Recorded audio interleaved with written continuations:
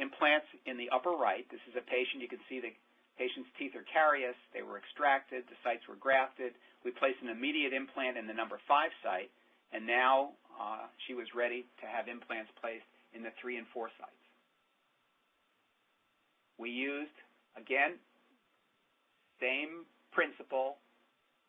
The top, the 2 points of the trajectory are defined sequentially instead of all at once with a tube.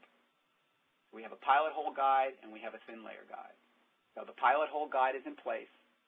We drill through to create our pilot holes. We then, in the bottom panel, you can see we're placing a drill through the guide hole centered to depth.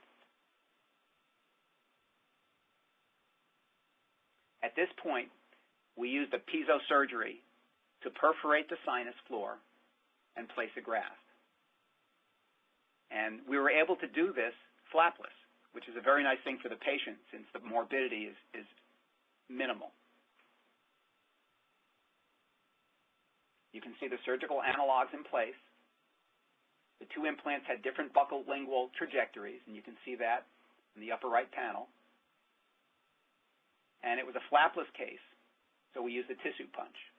What I will sometimes do in a flapless case, given the anatomy of the ridge, the buccal lingual anatomy of the ridge, the shape of the ridge, sometimes if I were to use a punch up on this case, I might have taken out a little too much of the buccal tissue. It may have been thin there.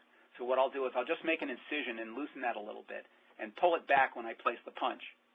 And in that way, I don't take out that attached gingiva on the buccal.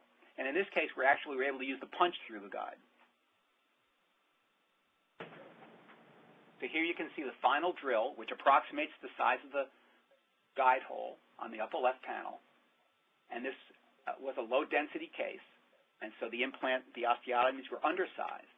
And I'm using the guide hole to center the implant driver because the implants can find their own way on insertion. The thing you have to be careful about in cases like this is angulation by operator-induced bias. So if I am not straight going into that osteotomy, I can allow that implant to self-tap in type 3 or 4 bone at an angle. On the bottom panel, I think you can see the position of the implants. And here's the finished case, and you can see the sinus graft that we had.